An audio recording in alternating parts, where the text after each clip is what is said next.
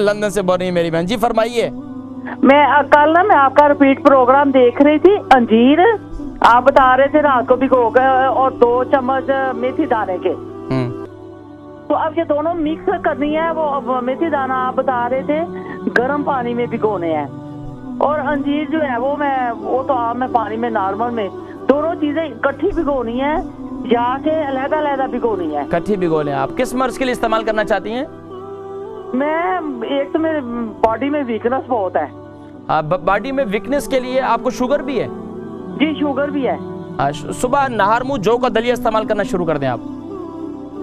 तो वो खाली जौ का दलिया तीखा तो खाया नहीं जाएगा, तो आप उसमें थोड़ा सा शहद डाल दें मीठा करने के लिए, या आप जो है ना ऐसा करें, उसमें उसको पकाते वक्त आप उसको इंजीर भी उसके अंदर डाल दें, पका लें, इंजीर से मीठा कर लें उसे। ठीक, तो वो अगर वो स्वीटनर गोलियां जो होती हैं वो डालूं तो? हाँ वो भी डाल दे, कोई हर्ज नहीं है। बिल्कुल बिल्कुल आप डाल सकते हैं, कोई हर्ज नहीं। अंजीर जो है ये शुगर के लिए बुरी चीज तो नहीं है? नहीं, बिल्कुल बुरी चीज नहीं है, इसमें शिफा ही शिफा है। शुगर के मरीजों के लिए, जोड़ों के मरीजों के लिए बहुत बेहतरीन चीज है।